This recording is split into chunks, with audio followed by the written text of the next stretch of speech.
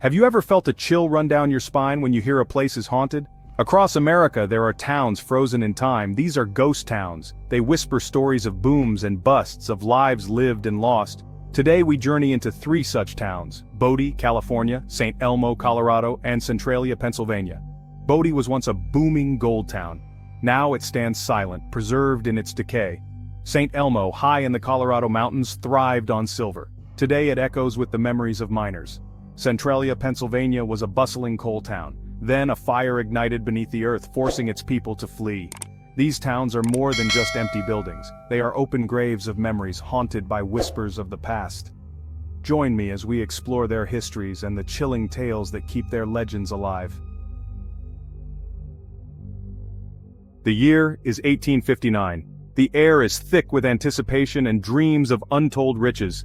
The news spreads like wildfire. Gold is discovered in California. The promise of wealth draws thousands from all corners of the world. People rush to get rich. They left their homes, families, and everything they knew behind, all for a chance to strike it rich. A town called Bodie sprung up overnight. What started as a simple mining camp quickly transformed into a bustling town. By 1880, Bodie was a bustling city with saloons, hotels, and even a Chinatown. It was a melting pot of cultures and dreams. It was a wild place full of gunfights and gold fever. Lawlessness was the order of the day, and the streets echoed with the sounds of revelry and conflict. But the gold didn't last forever. The veins that once promised endless wealth began to dry up. By the early 1900s, the mines were drying up. The once thriving town began to feel the sting of decline. People started leaving Bodie to find new fortunes. The exodus was slow at first, but soon it became a flood. Soon, the town was nearly empty. The streets that once bustled with life were now silent and deserted. The buildings stood silent, baking under the desert sun. The relentless heat and time took their toll, leaving behind a hauntingly beautiful decay. Today, Bodie is a state historic park. It stands as a testament to the dreams and hardships of those who once called it home. It's kept in a state of arrested decay, meaning they preserve it as it is. The goal is to maintain its ghostly charm without letting it fall into complete ruin. Walking through Bodie, you can almost hear the echoes of the past. The wind whispers through the empty buildings, carrying with it the stories of yesteryear. The wind whispers through the empty buildings. It's as if the very air is alive with the memories of those who once lived here. Some say it carries the voices of the people who lived and died there. The past is never truly gone. It lingers in the shadows and the silence. One famous ghost story is about the Bodie curse. This tale has been passed down through generations, adding to the town's eerie allure. Legend says that anyone who takes something from Bodie will have bad luck. Many have tested this curse only to return the items in fear. People have returned stolen items, claiming the curse is real. Letters and packages arrive, filled with trinkets and tales of misfortune. Another story is about the White Lady. This spectral figure is said to wander the old buildings, searching for something or someone lost to time. Visitors claim to see a woman in a white dress, searching for someone in the old buildings. Her presence adds a layer of mystery and melancholy to the already haunting atmosphere. High in the Colorado Rockies sits St. Elmo, a place frozen in time and shadowed by its silver past. In the 1880s, it was a bustling silver mining town, teeming with life and opportunity.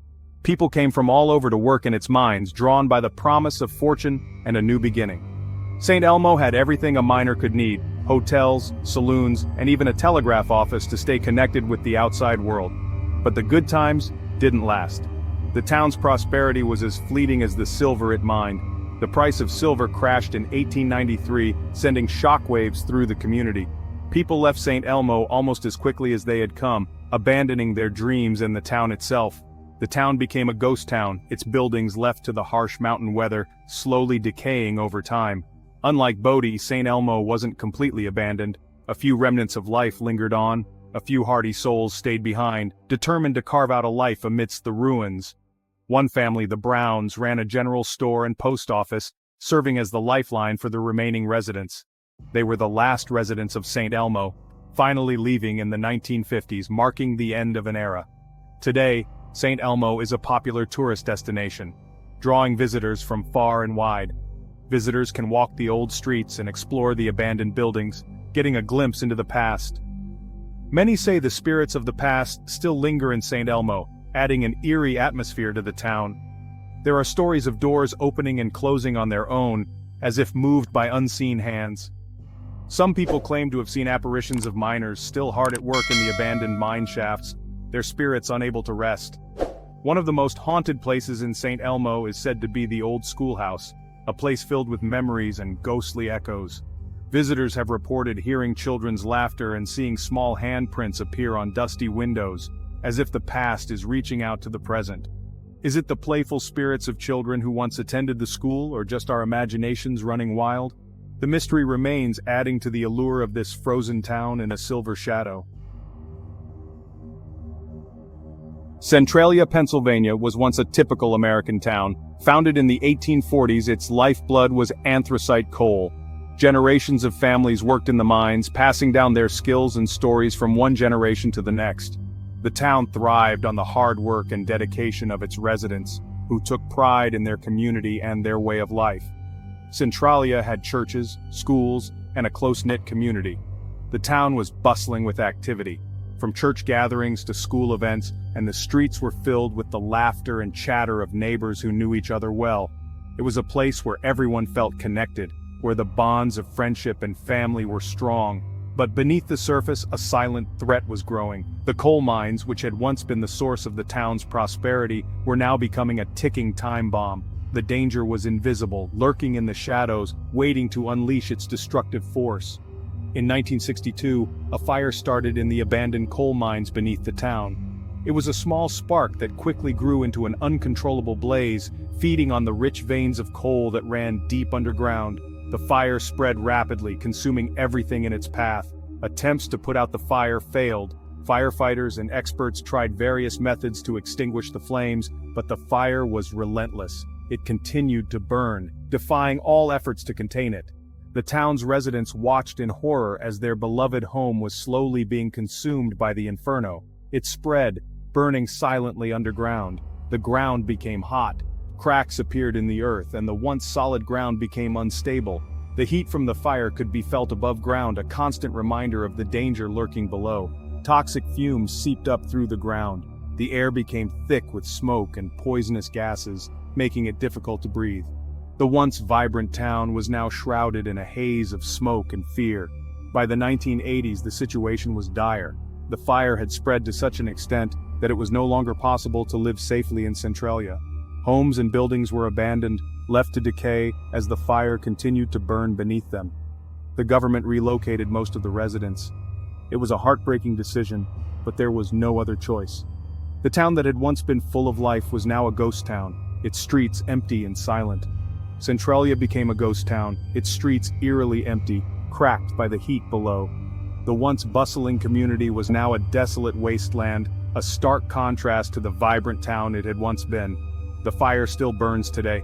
Decades have passed, but the flames continue to smolder beneath the ground, a constant reminder of the disaster that struck Centralia.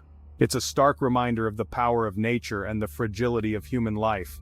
The fire has shown that despite our best efforts, we are often powerless in the face of nature's fury. While the town is officially abandoned, a few people still live there, refusing to leave their homes.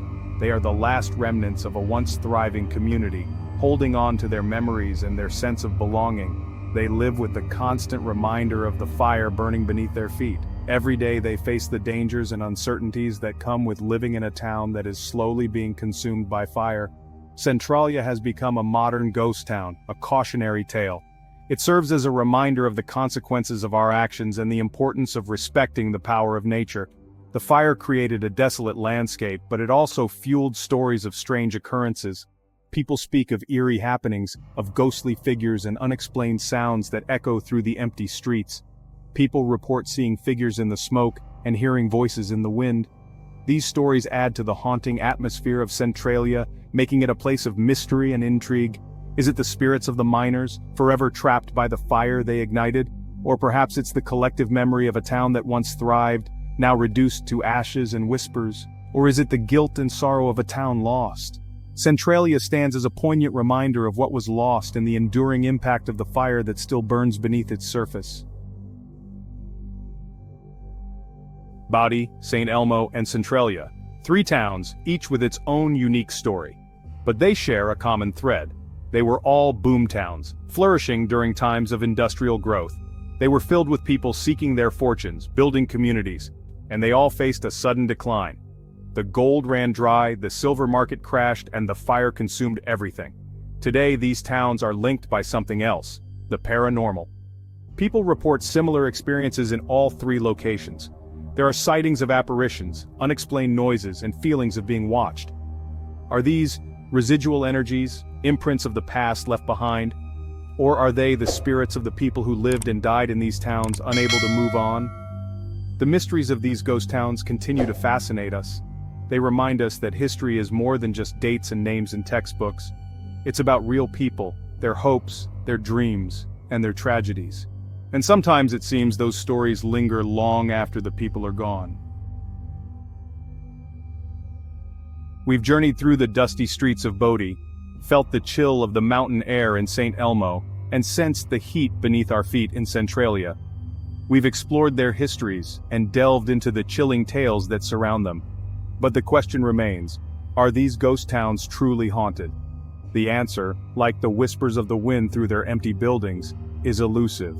Some dismiss the stories as folklore, tricks of the light, or overactive imaginations. Others believe. They point to the countless first-hand accounts, the unexplained occurrences, and the undeniable feeling that these towns are more than just empty shells. What do you believe? Have you ever visited a ghost town? Have you had an experience that defies explanation? Share your stories, your thoughts, and your own encounters with the paranormal.